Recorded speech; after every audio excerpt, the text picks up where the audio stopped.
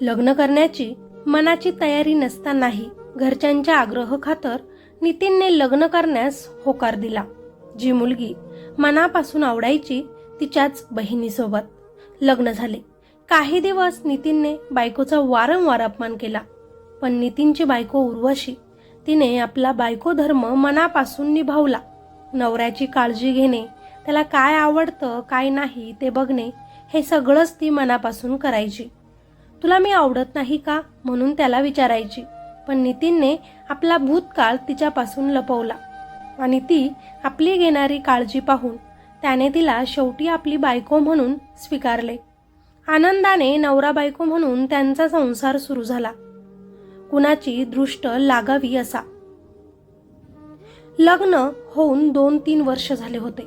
तेव्हाच उर्वशीची बहीण उन्नती तिच्या घरी काही दिवस राहण्यासाठी आली आणि नितीनच्या मनातील तिच्याबद्दलच्या भावना तिला पाहून पुन्हा फुलल्या. तिला बघून त्यांना त्यांचा भूतकाळ आठवला. पण हा बहिणीचा नवरा आहे, नाते आता वेगळे आहे म्हणून उन्नती अगदी मेहुणी म्हणून त्याच्यासोबत दाजी दाजी करून बोलू लागली. पण उन्नतीच्या तोंडून दाजी शब्द ऐकणे त्याला सहन होत नव्हतं. पण तरीही तो उन्नतीची मदत करायचा, तिच्या कॉलेजचे कामं करायचा. तिला सोडवणं घेऊन येणं त्यानं सुरू केलं. कुठेतरी उन्नतीच्या मनातील भावना देखील बदलल्या. नितीन कामावरून रोज लवकर घरी यायला लागला. त्यांच्यातील नात्याने पुढचे पाऊल घेतले. नितीन रोज आता बायको झोपल्यानंतर मध्यरात्री उन्नतीच्या खोलीत जायला लागला. याची थोडीशीही भनक बायको उर्वशीला नव्हती. पण एक दिवस नवरा पहिल्यासारखा राहत नाही, प्रेमाने आपल्या जवळ झोपत नाही, त्यामुळे तिला रात्री झोपच येत नव्हती. त्याच रात्री बायको झोपली आहे पाहून नितीन उन्नतीच्या खोलीत गेला आणि त्यांच्यात संबंध प्रस्थापित झाले. इकडे अचानक बायकोला जाग आली.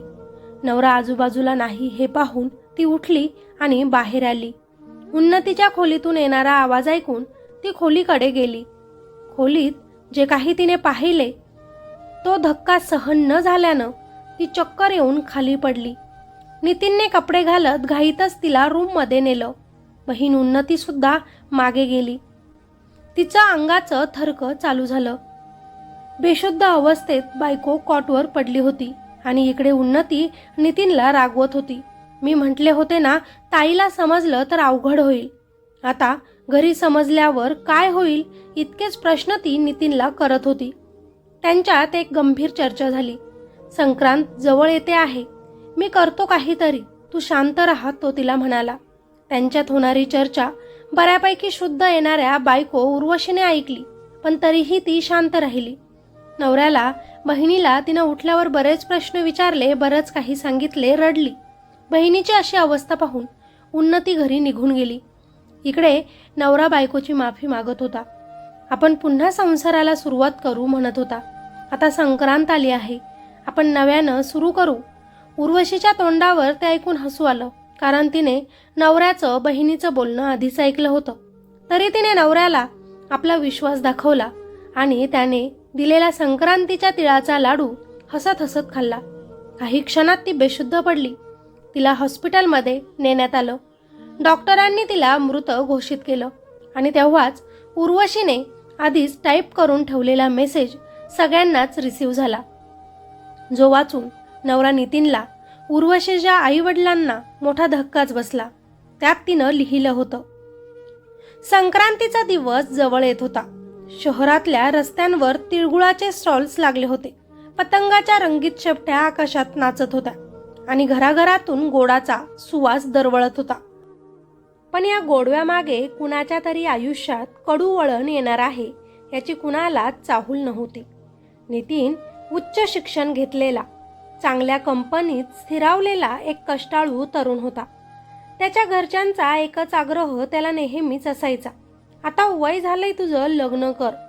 करिअरची घडी बसली आहे, संसाराचीही बसव, म्हणजे आम्ही मोकळे. नितीन लग्नासाठी मनाने अजिबात तयार नव्हता. पण सततचा दबाव, आईवडिलांची काळजी, समाजाची कुजबूज या सगळ्यांतून अखेर तो एक दिवस नवरी मुलगी पाहायला जाण्यास तयार झाला.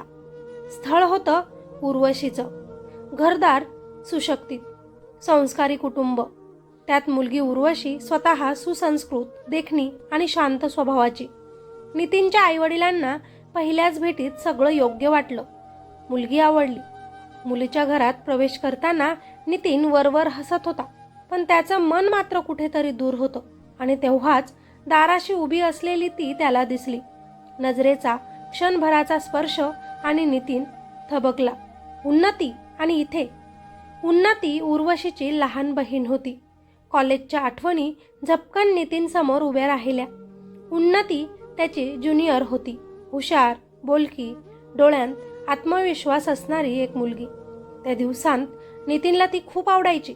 कदाचित तिलाही तो आवडायचा, पण आयुष्याच्या धावपळीत ते प्रेम शब्दात कधीच उतरलं नव्हतं. नंतर कॅम्पस सिलेक्शन, नोकरी आणि मग शहर बदललं आणि उन्नती त्याच्या आठवणीच्या कप्प्यात कुठेतरी हरवली. आज मात्र ती समोर उभी होती, थोडी मोठी झालेली, पण तीच ओळखीचीच. तेव्हाच नितीनच्या मनात एक भ्रम चमकून गेला. तो खूप खुश होता. विचार करत होता की हीच माझी होणारी बायको आहे. पण त्याचा भ्रम क्षणात तुटला. उन्नती हसत आत गेली आणि उर्वशीला घेऊन बाहेर आली. नितीन गडबडला. आपली होणारी बायको दुसरीच आहे हे त्याला समजलं. खोलीत प्रश्नोत्तर सुरू झाली.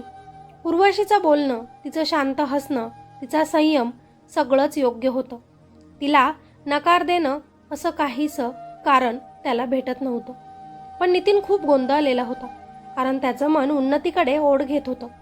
त्याचे आई वडील मात्र समाधानी होते. त्यांनी नितीनला काही बोलण्याची संधीच दिली नाही. पण आपल्या मनातील घालमेल त्यांना सांगावी म्हणून काहीच वेळात एका बाजूच्या खोलीत त्यांना नेऊन नितीनने धीर करून आई वडिलांना सांगण्याचा प्रयत्न केला.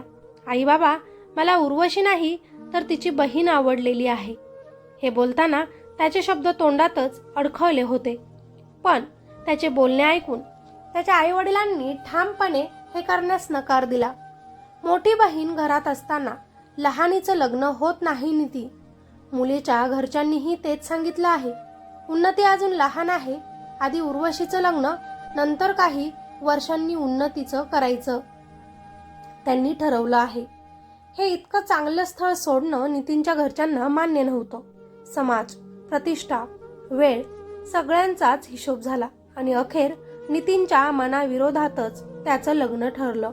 नितीन आतून तुटला होता, पण लग्नाच्या दिवशी उर्वशी मात्र फार आनंदी होती. तिला यातील काहीच माहीत नव्हतं. बहीण उन्नतीने मात्र आपण या मुलाला ओळखतो, मला तो खूप आवडायचा सुद्धा असे घरी सांगितलं. पण तिचंही बोलणं सगळ्याच घरच्यांनी हसी मजाकमध्ये घेतलं. शेवटी लग्नाचा दिवस पार पडला. उर्वशी नितीन सोबत त्याच्या घरी त्याची बायको म्हणून आली. नितीन अजूनही फक्त वरवरच हसत होता. त्याच्या कॉलेजच्या आठवणी हसण्यात विरघळल्या, पण नितीनच्या मनात त्या नेहमीच ठसठसत राहिल्या. त्यांचा संसार सुरू झाला. पहिले काही दिवस नितीन थंड, कोरडा वागला. छोट्या छोट्या गोष्टींवरून तो नकळत तिचा अपमान करायचा, तिच्यावर चिडायचा. तिला सोबत नोकरीच्या ठिकाणी नेण्यास तो नकार देई. काही दिवस त्यानं तिला सासरीच ठेवलं आणि एकटाच नोकरीच्या ठिकाणी शिफ्ट झाला. पण आई वडिलांच्या आग्रहामुळे तो तिला सोबत घेऊन गेला. उर्वशीनं मात्र कधीच त्याला तक्रार केली नाही.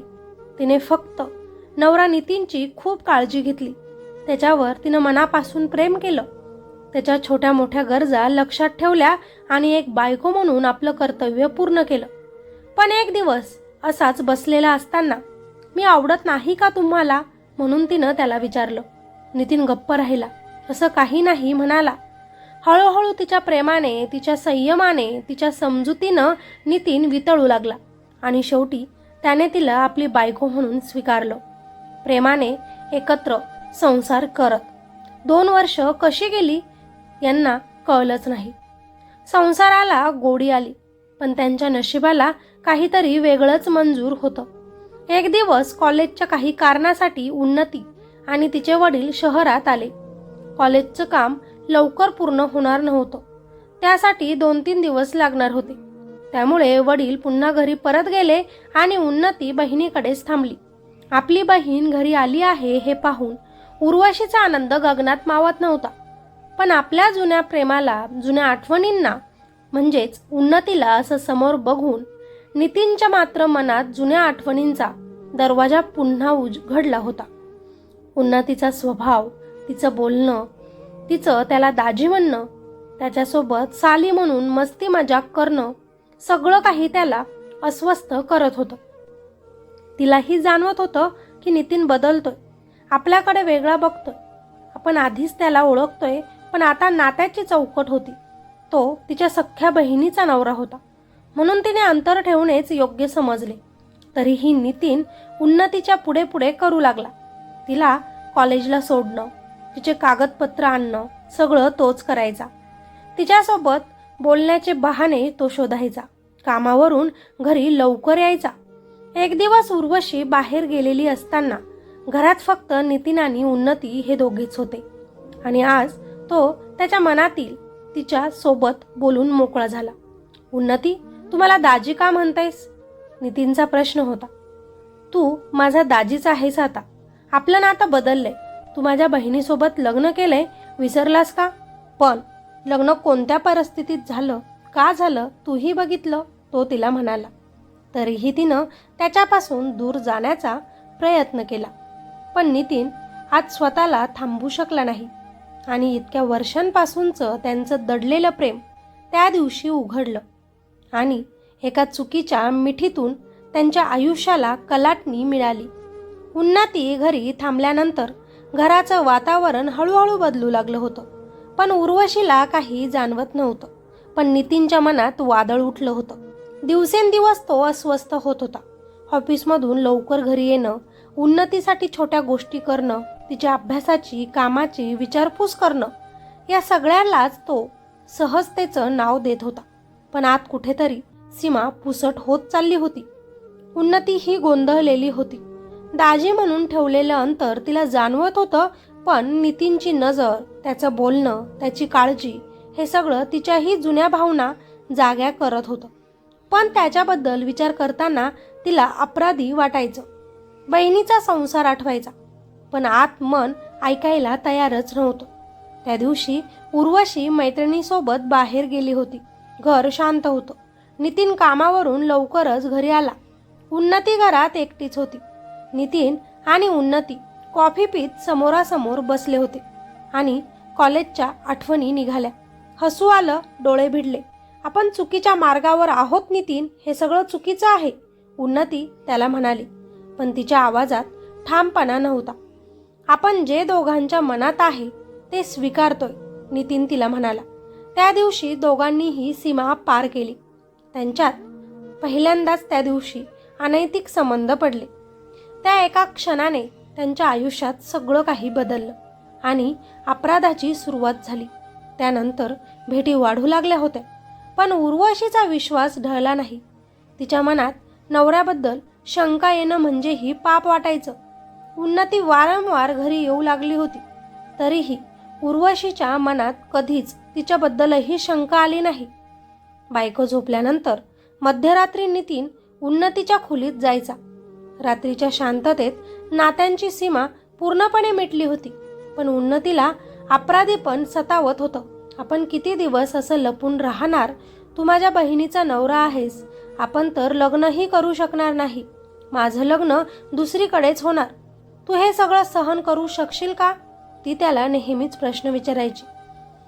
मी तुझं लग्न दुसऱ्यासोबत होऊच देणार नाही. तू माझी होती आणि माझीच राहशील. मी तुझ्यासोबत सुद्धा लग्न करेन. मला जरा वेळ दे, मी सगळं मॅनेज करेन, नितीनचं ठरलेलं उत्तर असायचं.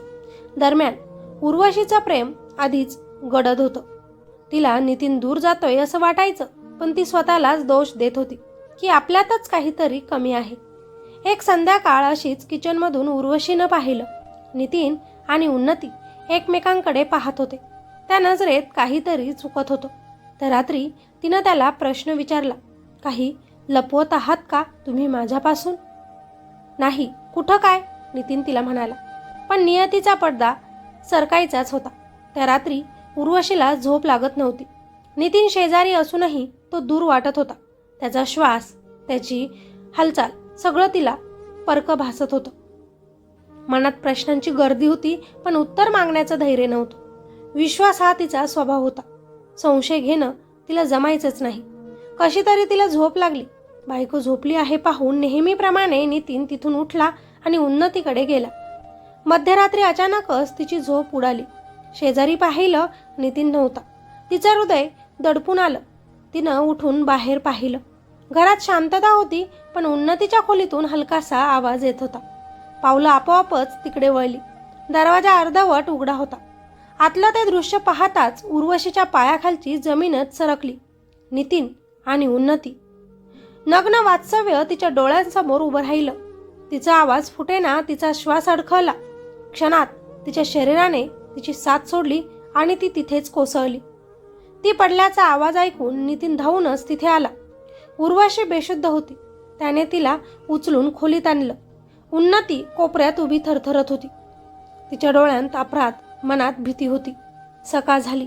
उर्वशी डोळे उघडताच अश्रूंचा बांध फुटला. तिचं रडणं थांबत नव्हतं. तिचं जग एका रात्रीत उद्ध्वस्त झालं होतं. माझं आयुष्य का बर्बाद केलं तुम्ही दोघांनी? तिचा प्रश्न बहिणीकडे होता, पण खरी जखम तिच्या नवऱ्यानंच केली होती. उन्नती गप्प होती. अपराधीपण तिच्या चेहऱ्यावर स्पष्ट होतं. तुमचं प्रेम होतं तर लग्न करायचं ना आधी. मला मध्ये का आणलं दोघांच्या? उर्वशीचा आवाज थरथरत होता. तेव्हा नितीन मध्ये पडला. मी सगळं हँडल करेन उर्वशी. मला थोडासा वेळ दे. संक्रांत जवळ येत आहे. सगळे घरी येतील सणासाठी. तोपर्यंत शांत राहा प्लीज माझ्यासाठी. पण उर्वशीसाठी शांत राहणं अशक्य होतं. प्रत्येक क्षण तिला मारून टाकत होता. बहिणीचा चेहरा, नवऱ्याची ती नजर, सगळं तिला छळत होतं. उन्नती घरी निघून गेली. ती घाबरलेली होती. कोणाच्याच नजरेला सामोरं जाण्याची ताकद तिच्यात आता उरली नव्हती. उर्वशी एकटी पडली होती. त्या एकांतात तिनं निर्णय घेतला. तिने एक मोठा मेसेज टाईप केला. प्रत्येक शब्द वेदनेतून त्यात उतरला. वेळ सेट करून तो पाठवून ठेवला. तिला वाटत होतं, आपण जर या जगात नसू तर सगळ्यांनाच सत्य कळेल तरी. नितीनच्या मनात मात्र दुसरंच वादळ येत होतं. उन्नतीशिवाय आयुष्य अशक्यच वाटत होतं. उर्वशीसोबत राहणं आता त्याला जड झालं होतं. समाज, आपलं कुटुंब सगळं त्याच्या विरोधात उभं राहील. उन्नतीचंही दुसरीकडे लग्न करून देतील हे त्याला माहिती होतं. आणि तेव्हाच त्याच्या मनात एक भयानक विचार चमकून गेला. आपल्या मार्गातील एकच अडथळा, त्या अडथळ्याशिवाय त्याचं आयुष्य मोकळं होईल असं त्याला वाटलं. संक्रांतीचा दिवस उजडला. घरात सकाळपासूनच लगबग होती. तिळगुळाचा गोड वास, रांगोळ्यांचे रंग, कपड्याची घाई, सगळं बाहेरून आनंदी दिसत होतं. उर्वशीनेही अंगणात रांगोळी काढली होती. तिचे हात थरथरत होते, तरी तिनं रेषा सरळ ठेवण्याचा प्रयत्न केला. आज सगळे येणार होते, सासरचे आणि माहेरचे सुद्धा. आज काहीतरी महत्त्वाचा निर्णय होणार होता. नितीन मात्र आतून गोठलेला होता. चेहऱ्यावर माफीचं आवरण, मनात मात्र आखलेला प्लॅन चालू होता. पहाटेच तो मेडिकलमध्ये गेला होता. औषधाची पुडी हातात घेताना त्याचे हात थरथरत होते. हेच शेवटचं पाऊल तो स्वतःलाच बजावत होता. याशिवाय मार्गच नाही. उर्वशीने देवापुढे हात जोडले. देवा, माझ्या संसाराला वाचव. दुपारी नितीन तिच्या खोलीत आला. आवाज मृद, डोळे ओलसर. मला माफ कर उर्वशी, मी चुकलो. पुन्हा एकदा संधी दे मला. आपण नव्यानं सुरू करू आपला संसार. उर्वशीचा बांध फुटला.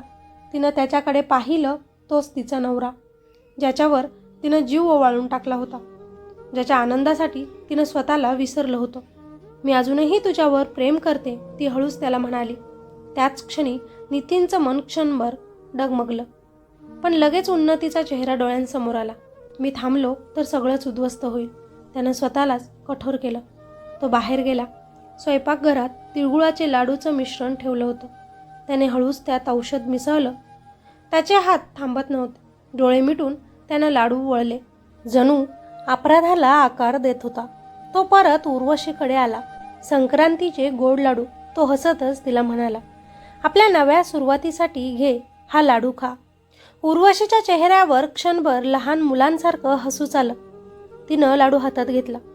त्या एका घासात तिनं आपला विश्वास, आपलं प्रेम, आपलं आयुष्य अर्पण केलं. काही क्षण तिच्या डोळ्यांसमोर अंधार दाटला. श्वास अडखळला. शरीर थरथर कापू लागलं. तोंडातून पांढरा फेस बाहेर पडला. नितीन. तिचा आवाज तुटका होता. तो तिथेच उभा राहिला, शांत. उर्वशी जमिनीवर कोसळली. तितक्यात घरचे आले. उर्वशीला तसे पाहून सगळ्यांमध्ये गडबड गोंधळ सुरू झाला. काय झालं हा एकच प्रश्न विचारण्यात आले. बापाने हातात उचलून उर्वशीला डॉक्टरांकडे नेलं, पण वेळ निघून गेली होती. डॉक्टरांनी मान हलवली. उर्वशी संपली होती. त्या क्षणी नितीनचं शरीर खाली बसलं, गुडघ्यांवर हात, डोळ्यांत पाणी. पण उशीर झाला होता आणि तेव्हाच सगळ्यांच्याच मोबाईलवर एकाच वेळी एक मेसेज आला. उर्वशीचा. आई बाबा, उन्नती, सासू सासरे आणि नितीन, मला माफ करा. मी तुम्हाला लवकरच सोडून जात आहे. उन्नती आणि नितीनबद्दल सत्य कळताच माझं जग कोसळलं होतं. मी त्यांच्यासाठी त्याग करायला तयार होते. पण त्या रात्री मी बेशुद्ध असताना त्यांनी माझ्या मृत्यूची वाट पाहत असल्याचं मी त्यांच्या तोंडून ऐकलं. मी जिवंत असताना तुम्ही त्यांना एकत्र राहू देणार नव्हता, म्हणून मलाच दूर जावं लागलं. मी नितीनवर मनापासून प्रेम करते, म्हणूनच त्याच्या हातून दिलेला लाडू मी आनंदाने खाल्ला. कोणतीही स्त्री आपल्या नवऱ्याला दुसरी सोबत पाहू शकत नाही, मीही नाही. म्हणूनच त्याच्या सुखासाठी मी स्वतःलाच संपवलं. मेसेज वाचतानाच घरात किंकाळ्या उठल्या. नितीनचं डोकं गरगरायला लागलं. तिला माहीत असूनही तिनं माझ्या हातून विष खाल्लं, हा विचारच त्याला आतून चिरत होता. उर्वशीच्या मृत्यूनंतर घरात आनंदाचं नामोनिशाण उरलं नव्हतं. संक्रांतीचा सण शोकात बदलला होता. रांगोळ्यांचे रंग पायाखाली तुडवले गेले. तिळगुळाची ताटं न खाल्लीच राहिली. जिथे हसू असायला हवं होतं तिथे फक्त किंकाळ्या होत्या. उर्वशीच्या आईवडिलांवर तर आभाळ कोसळलं होतं. जीवाची पोर, डोळ्यांसमोर मोठी केलेली मुलगी आणि असा अंत त्यांना स्वीकारणंच अशक्य होतं. आणि मेसेज वाचल्यानंतर तर त्यांच्या पायाखालची जमीनच सरकली. माझ्या दोन्हीही मुलींनी माझा जीव का घेतला? उर्वशीची आई आक्रोश करत होती. मेसेजमधील प्रत्येक ओळ पोलिसांसाठी पुरावा बनली. कॉल डिटेल, मेडिकलची पावती, उन्नतीचे वारंवार येणं जाणं, हॉटेलचे रेकॉर्ड, सगळं एक एक करून समोर आलं. नितीनला चौकशीसाठी ताब्यात घेतलं. तिला विष दिलंस का? पोलिसांचा थेट त्याला प्रश्न. नितीन मात्र मान खाली घालून बसला होता. शब्दच उरले नव्हते त्याच्याकडे, कारण तो जितका दोषी होता तितकाच तो आतून उद्ध्वस्तही झाला होता. उन्नतीला अटक झाली तेव्हा ती रडत होती. माझी ताई, मला माफ कर, एवढंच ती फुटफुटत होती. तिचं वय, तिचं प्रेम, तिचं आकर्षण या सगळ्यांनी तिला अंध केलं होतं. पण कायद्याच्या नजरेत ते कारण नव्हतं, फक्त एक गुन्हा होता. कोर्टात केस चालू झाली. उर्वशीचा मेसेज तिथे वाचून दाखवण्यात आला. संपूर्ण कोर्टरूम शांत झाली. अनेकांच्या डोळ्यात पाणी आलं. न्यायाधीशांनाही क्षणभर डोळे मिटले. निकाल लागला. नितीन आणि उन्नती दोघांनाही शिक्षा झाली. पण नितीनसाठी खरी शिक्षा हे तुरुंग नव्हती. रात्रीच्या अंधारात एकट्या कोठडीत उर्वशीचं हसणं त्याला छळत होतं. संक्रांतीचे लाडू, तिचा आवाज त्याच्या कानात घुमायचा. माहिती असूनही तिनं माझ्या हाताने विष खाल्लं, फक्त माझ्यासाठी, ही जाणीवच त्याला जगू देत नव्हती. उन्नती हळूहळू खचली. तिला कळून चुकलं होतं. प्रेमाच्या नावाखाली तिनं जे काही केलं त्यात प्रेम नव्हतंच, फक्त तिचा स्वार्थ होता. मित्र आणि मैत्रिणींनो, ही कथा केवळ एका स्त्रीच्या मृत्यूची नाही, तर तुटलेल्या नात्यांची, हरवलेल्या मूल्यांची आणि चुकीच्या निर्णयांची आहे.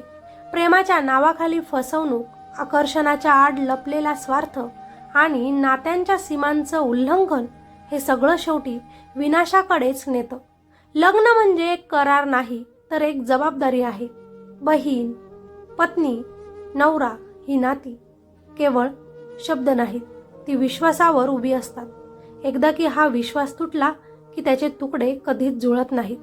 कोणत्याही स्त्रीनं स्वतःचा त्याग इतकाही करू नये की तिचं अस्तित्वच संपून जावं. आणि कोणत्याही पुरुषाने आपल्या इच्छेपोटी दुसऱ्यांचं आयुष्य उद्ध्वस्त करण्याचा अधिकार स्वतःला अजिबात देऊ नये. चुकीचं नातं स्वीकारण्यापेक्षा चुकीच्या वेळी थांबणं हेच खरं शहाणपण आहे. उर्वशीचा मृत्यू आपल्याला एकच इशारा देतो. नवरा बायकोचा एकमेकांवरील प्रेम प्रामाणिक असेल तरच ते पवित्र ठरतं, नाहीतर ते गुन्हा बनतं. बाकी या कथेबद्दल तुमच्या काय प्रतिक्रिया आहेत? कोण चुकीचं, कोण बरोबर, खाली कॉमेंटमध्ये नक्कीच सांगा. व्हिडिओला लाईक करा आणि अशाच कथा ऐकण्यासाठी आपल्या चॅनलला सबस्क्राईब करायचं अजिबात विसरू नका.